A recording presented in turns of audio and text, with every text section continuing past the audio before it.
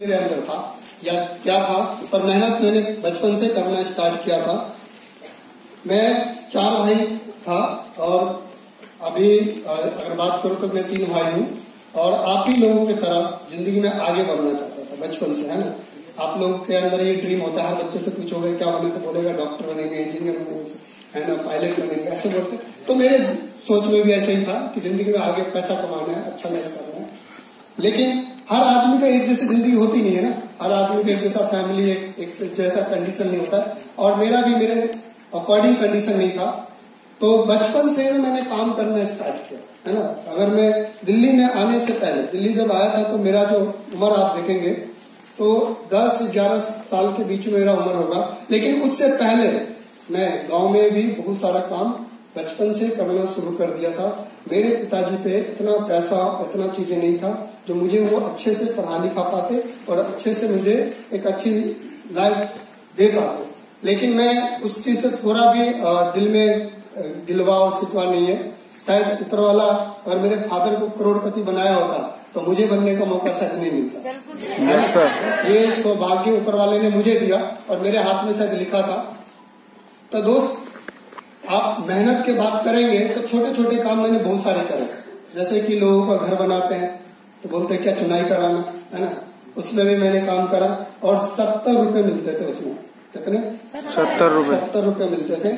और आपने देखे होंगे भट्ठे, है ना, हमने भट्ठे में काम करा और 10-11 साल की उम्र में एक इंसान भट्ठा में काम करता है और 1000 ईंटा एक जगह से दूसरे जगह ले जाना सर पे, ना किसी और चीज पे, और 30 रुपए मिलते थे हमें।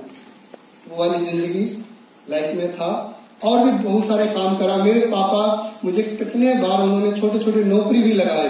क्या करते थे वो, किसी एक कोठी में नौकरी लगाए, सुबह में लगाते थे तो मैं शाम को वापस आ जाता था घर, क्योंकि दोस्तों के साथ बगैर मन नहीं लगता था और मैं छोड़ छाड़ की नौकरी आ जाया करता था। तो ऐसे ही कई सारा काम लगाया और मैं सुबह लगा शाम को आ गई, सुबह लगा शाम को आ गई। लेकिन एक काम जो है सबसे ज्यादा मुझे जिंदगी में इमोशनली कर दिया। एक स्कूल में उन्होंने मुझे नौकरी लगाया और उसमें घंटी बजाना होता हर 1 घंटे बाद, है ना। तो वहां पर जब उन्होंने जब नौकरी लगाया तो मैं यही बैठ के सोच रहा था, रो रहा था कि इसमें एज का जो बच्चे हैं जो मेरे एज का यही स्कूल में पढ़ रहा है और मैं इसी स्कूल में घंटी बजा रहा हूँ। तो बहुत बुरा लगा और दिल में एक सोच बनाया कि नहीं, कुछ भी हो जाए जिंदगी में पैसा तो कमाना है, हर हाल में कमाना है। लेकिन हम लोग जितना भी पैसा कमाते थे, मैं और मेरा बड़े वाले भाई पैसा कमाते थे। मेरे पापा भी किसान है तो खेती बाड़ी करते थे तो वो भी थोड़ा बहुत पैसा कमाते। तो जो मेरे से सबसे चौथे वाला जो भाई छोटे वाला है, हम लोग जो भी पैसा कमाते थे उसके इलाज में लगाते थे। वो बीमार रहता था और उसको पथरी का प्रॉब्लम था दोस्त, और उनको टॉयलेट के रास्ते में पथरी था तो उनको टॉयलेट आते ही बड़ी दर्द होता था, बहुत रोता था। हम लोग देखते थे तो बहुत बुरा लगता था कि कुछ भी हो जाए पैसा इतना कमाऊंगा कि भाई को इलाज करवाऊंगा, है ना, ऐसा सोच के मेहनत करता। इसीलिए तो मैंने कम एज में काम करना शुरू कर दिया और ऐसा कई 1 साल 2 साल 3 साल चलता रहा, है ना, और जिंदगी ऐसे चलता रहा। एक दिन ऐसा हुआ कि उस दिन दरभंगा में जो हॉस्पिटल था उनमें हड़ताल था, जितने भी हॉस्पिटल था, है ना, हॉस्पिटल बंद था और उस दिन उसकी तबीयत ज्यादा बिगड़ गई।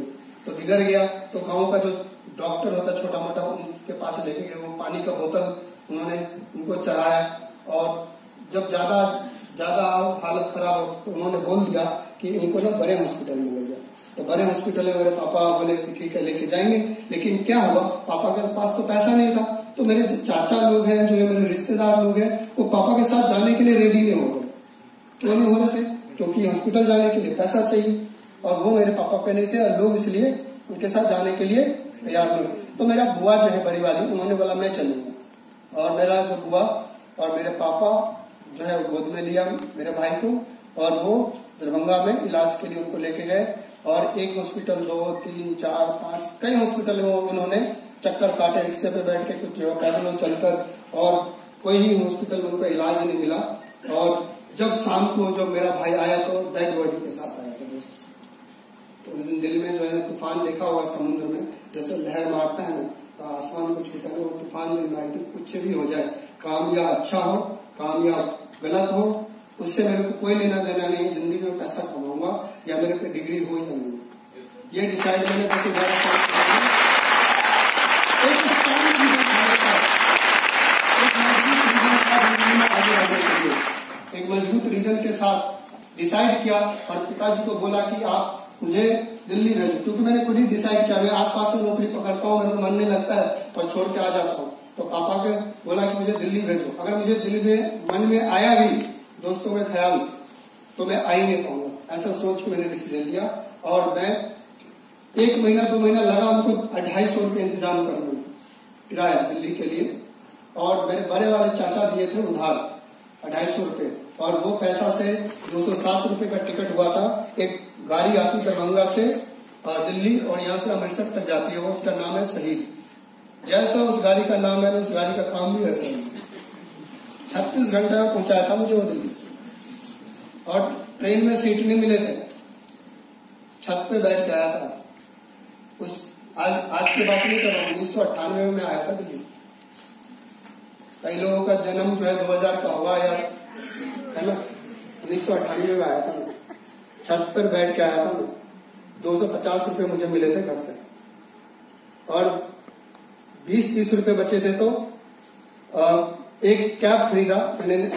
एक जैसे पुरानी दिल्ली से बाहर निकलेंगे तो कोरिया पुल है, उस पर रेडी वाले से खरीदा, पहला शॉपिंग कर सकते मैंने, 10-12 रुपये का वो मुझे दिया था। और जिंदगी में पहली बार चप्पल खरीदे थे मैं दिल्ली आने के लिए।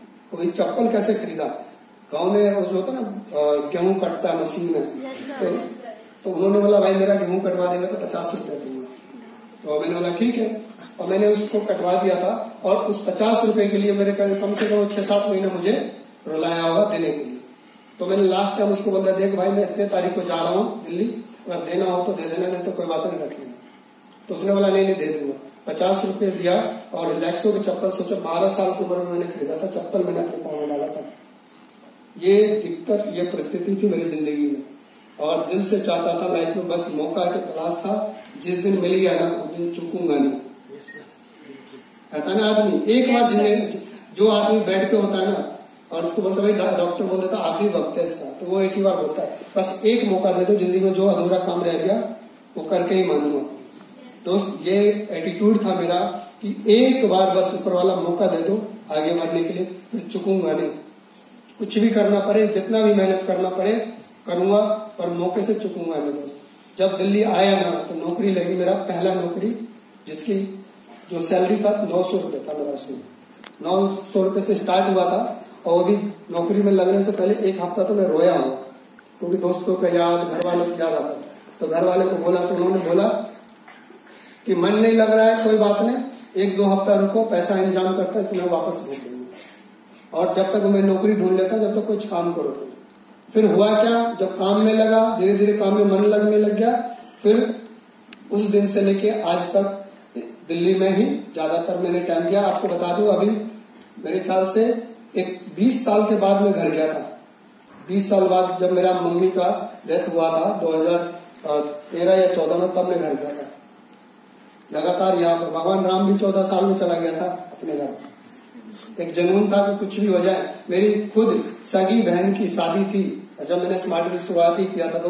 लोग दोस्त के शादी में, रिश्तेदार के शादी में, अड़ोस पड़ोस वाले के शादी में, बस रोड पे कोई कार्ड फेंका हुआ आ जाए ना तो वो आदमी शादी में पहुंच जाता है, अपना बिजनेस छोड़ के, अपना धंधा छोड़ के, अपना काम छोड़ के। मैं 3 भाई हूँ, अब एक बहन था, शादी डिसाइड हुआ, मैंने पापा को बोल दिया कोई बात नहीं, जितना होगा मैं पैसे से मदद करूंगा, सपोर्ट करूंगा, और आप शादी इनको करवाइए। और मैं नहीं गया, रिश्तेदार, मामा, सब लोग बोले, और जहाँ रहता था उनसे मैंने पैसे लिए थे बहन को शादी में सपोर्ट करने के लिए, और मेरे ख्याल से लाख रुपए से ज्यादा मैंने उनसे लिए थे। मेरे दीदी के गारंटर को उन्होंने पैसा दिया था मेरे जो मकान बनने का, और मेहनत करा, क्योंकि मन में एक ही चीज था, मौका दोबारा शायद दे न दे ऊपर वाला, चुकना नहीं है, काम करना है। सिस्टर के शादी हो जाएगा, बाद में मिल लूंगा, सब कुछ अच्छा हो जाएगा, लेकिन बिजनेस मेरा हाथ से चला गया। मेरे लोग अगर नेगेटिव हो गए तो बड़े मुश्किल से मैं टीम बनाया हूं, तो उसको छोड़ के नहीं जा सकता हूँ। और इस तरीका से मैं 6 साल नौकरी करा था मैंने नौकरी में, और 900 से नौकरी मेरा 1700 पे हो गया था। तब जाके मुझे स्मार्ट वैल्यू मेरी जिंदगी में आया था। एक मेरे रिश्तेदार है, उन्होंने इनवाइट किया था मुझे रात को 11 बजे घर पे आकर इन्वाइट करके चले गए कि मैं नौकरी में था। अगले दिन सुबह में उठा और दीदी बोला कि एक काम है जो संडे संडे तुम कर सकते हो और बाकी वो भी काम कर सकते हो। तो मैं तैयार होकर पहुंच गया उनके घर पे। वो सोई रहता और मैंने उनको उठाया और वो रेडी करवाया। उनको रेडी करवाने के बाद 47 नंबर का बस आता है इंदरपुरी से इधर धोनी रोड के लिए, बैठा और उसको मैं बस में जब बैठा यहाँ आने के लिए 4 बार उसको बोल चुका था भाई कितना दूर है, क्योंकि जब से दिल्ली में था ना 6-7 साल से, तो कभी मैं रूम और कंपनी, घर और कंपनी जहाँ मैं नौकरी करता था, इतना लंबा ट्रेवल नहीं करा था नौकरी में 6 साल के दौरान। और इस बिजनेस में आया जिस दिन लाइन लगी थी, 48 डिग्री टेम्परेचर था, 1.5 घंटा लाइन में लगा और लाइन में जब लगा था तो रोक दिया गया था कि आपका ड्रेस अप और ये आपका बिजनेस की कैटेगरी के अकॉर्डिंग नहीं है। तो मेरा जो लेके आया था अपलाइन, उन्होंने रिक्वेस्ट करी सर से, एंट्री हुआ, पूरा प्लान शो समझा और प्लान शो में जब समझा तो प्लान शो में कुछ नहीं समझ में आया। लास्ट में जब टेस्टिमनी आते हैं ना लोग और बोलते मैंने घर लिया, मैं कार लिया, मैं अच्छी जिंदगी यहाँ से बनाया, अच्छा लाइफ स्टाइल बनाया, तो बस दिल में यही आया कि यही तो लाइफ में चाहिए जिसके लिए मैं नौकरी कर रहा हूँ। और बैठे बैठे डिसीजन ले लिया था, 2 सवाल था मन में और रुक गया गेट पे, यही शीशे वाले के पास। Harsh Malik sir training plan show कर रहे थे, गेट पे मैंने रुक के 2 सवाल पूछा, सर ज्वाइन करना है, पैसा नहीं है, तो पैसा बोला सर ने दुख में सुख में तकलीफ में क्या करते हो, इंतजाम करते हो ना, यहाँ भी इंतजाम कर लो अगर जिंदगी में आगे बढ़ना है तो।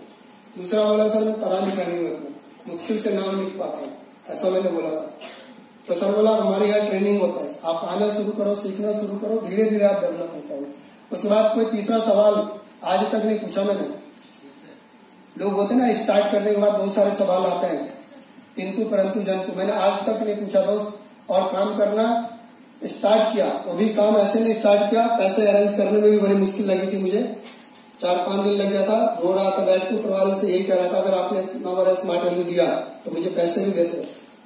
धन्यवाद करना चाहूंगा उस आदमी को जिन्होंने मुझे पैसे दिए थे, नरेंद्र तोमर जी, जो कि मेरठ के रहने वाले थे, उस कंपनी में जॉब करते थे। उनसे मैंने 5,000 रुपये लिए, 2,000 रुपये बड़े भाई से, 1,000 रुपये रूम पार्टनर से, और ऐसे करके 8,800 वाला एक पैकेज आता था कंप्यूटर डीवीडी वाला, और ये पैकेज लेके मैंने स्टार्ट करा। और उसमें कंप्यूटर में हिंदी डब किया हुआ पूरा कंप्यूटर कोर्स है, उसका आज भी मेरे पास वो डीवीडी है। मशीन तो अब बहुत पुराना हो गया, खराब हो गया, लेकिन डीवीडी आज भी है कोर्स वाला। और बिजनेस में जब मैंने स्टार्ट कर लिया तो मेरे सामने बहुत सारे चैलेंजेस थे, बहुत सारे दिक्कतें थे। सबसे पहला जो दिक्कत मेरे को इस बिजनेस में डेवलप करने में जो आया वो है एजुकेशन की, कि इस बिजनेस में आप बेसिक ट्रेनिंग ले रहे हैं तो आपको बोर्ड पे सीनियर सिखाता है ना, समझाता है कि लिस्ट कैसे बनाना है ना, आपको ड्रीम बुक कैसे बनाना है, वो तो मुझे आता नहीं था लिखना। पूरा बेसिक ट्रेनिंग मैं बैठा, सुना, माइंड में सारी चीज रजिस्टर किया, और जब शाम को गया ना घर तो जो मेरा रूम पार्टनर था उनको पूरा बेसिक समझाया। उन्होंने मेरा लिस्ट बनवाया और लिस्ट बनाने के बाद मैंने काम करना स्टार्ट किया, शुरू किया, लोगों से बोलना, लोगों से बात करना बिजनेस प्लान को लेकर। और जब जिस इंसान का जितना बड़ा ड्रीम होता है ना, जिंदगी में उसको चैलेंज भी उतना ही बड़ा आता है। ऐसा नहीं कि मैंने स्टार्ट किया और मेरा टीम बनना स्टार्ट हो गया, बिजनेस होना स्टार्ट हुआ। जब काम करना शुरू किया ना, 1 नहीं, 2 नहीं, 3 नहीं, 4 नहीं, 5 ने, 10 ने, 15 ने, 20 ने, 25 ने, 30 ने, 40 ने, 50 ने, 60 ने, 69 लोगों का लगातार 9 सुना, 8-9 महीने लगे थे मुझे। और आज 30,000 से ज्यादा लोगों का टीम है।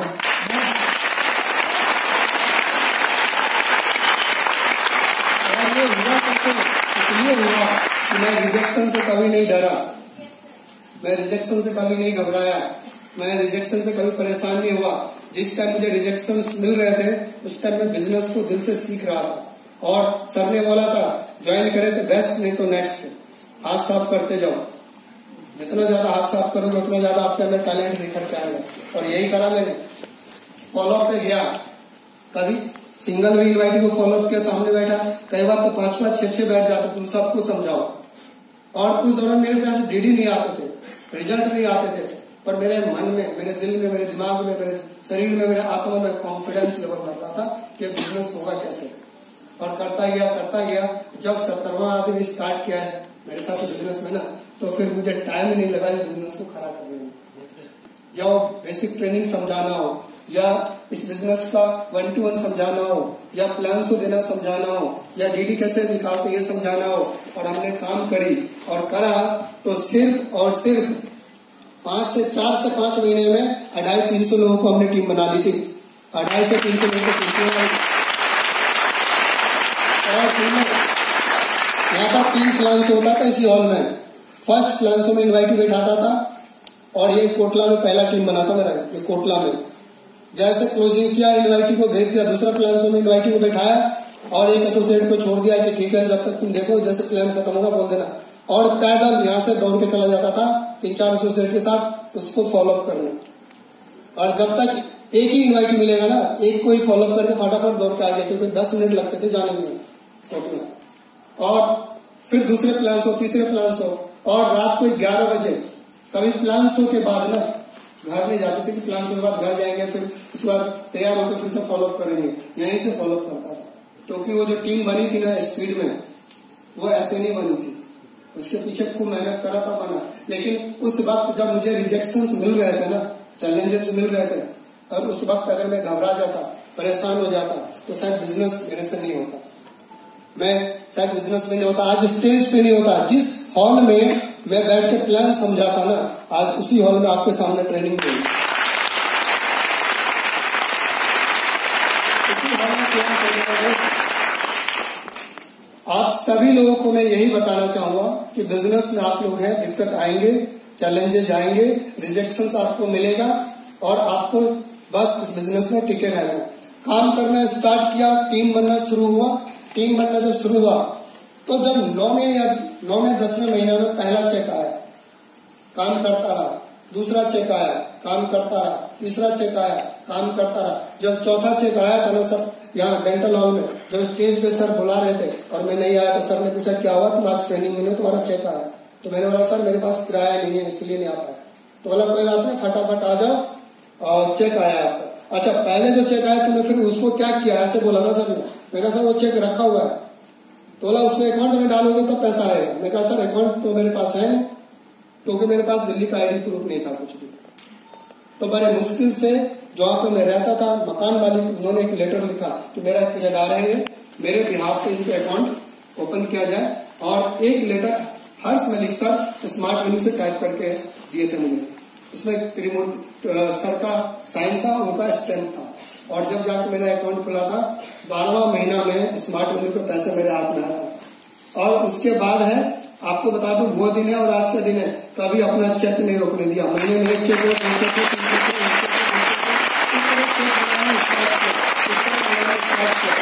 और जब टीम बना, बिजनेस हुआ, एक साइड में अच्छा बिजनेस हो गया, दूसरे साइड स्लो हो गया, और एक और उसके बाद दिक्कतें आई, चैलेंजेस आए। जो शख्स मुझे बिजनेस में लेकर आया था वही अचानक से उसका पूरा उन्होंने बिजनेस ही डमाडोल कर दिया। वो उनकी टीम मेरे ख्याल से 600-700 लोग उनकी टीम थी, उनका एक साइड पे, और उसकी उनकी दूसरे साइड पे मैं था।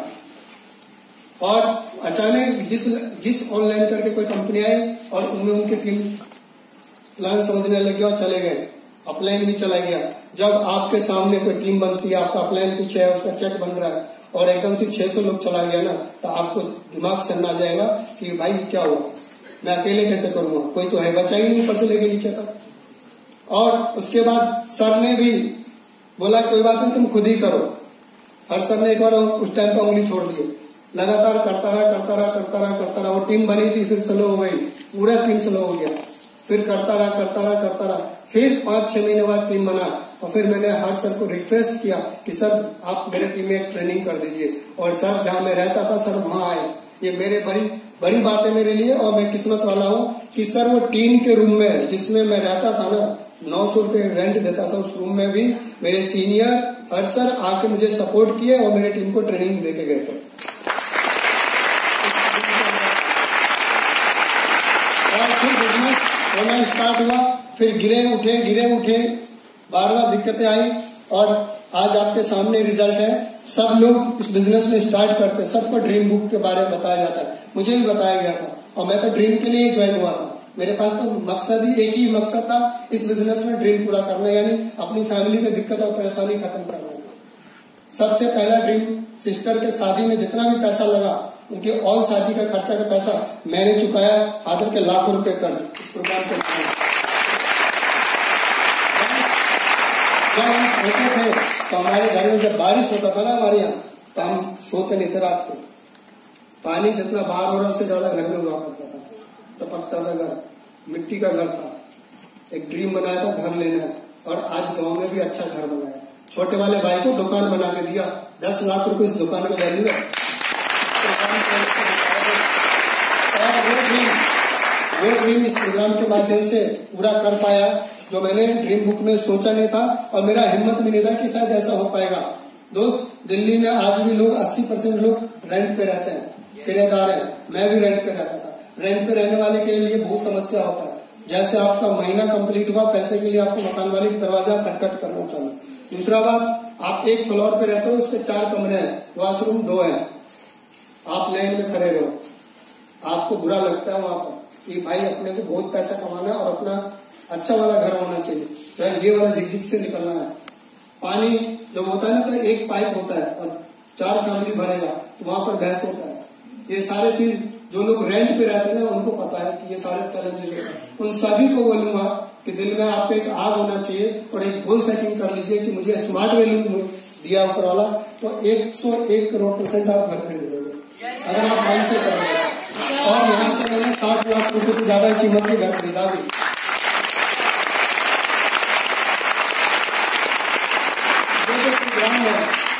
देन मैं देखता हूँ लोग का बच्चे जो है पढ़ाई लिखाई करते हैं, पिताजी को बोलते हैं पापा लैपटॉप दिलाओ, लैपटॉप बोलता रुक जाओ बेटा, हाथ टाइट है, थोड़े दिन बाद दिलाऊंगा। और 1 महीना बीत गया, 2 महीना बीत गया, 3 महीना बीत गया दोस्त, और लोग नहीं दिला पाते। मैं इस बिजनेस से 4 लैपटॉप खरीदा। जो इंसान को जो कॉलेज का शकल नहीं देखा, स्कूल का शकल नहीं देखा है ना, इस बिजनेस ने उसको इस लायक बना दिया कि 4 लैपटॉप खरीद लिया। और मेहनत किया। मुझे पता है, मेरे जो बड़ा वाला भाई का शादी हुआ था ना, तो उनको दहेज में मिला था साइकिल। मेरे दूर दूर तक खानदान में मोटरसाइकिल नहीं थी। मैंने इस बिजनेस के माध्यम से अलग अलग 4 मोटरसाइकिल परचेज किया। पिछले महीना भी मैंने खरीदा 1 मोटरसाइकिल, जैसे कि रेडन। इस प्रोग्राम के माध्यम से बताया मोबाइल परचेज किया। ये सब कुछ अगर हो पाया तो सिस्टम में डिसीजन लेने की वजह से हुआ। और अगर मैं नौकरी में होता ना, पूरी जिंदगी अपने आप को घास भी देता ना, कभी कार का सीवी नहीं आता। मैंने बेलेनो कार परचेज करा।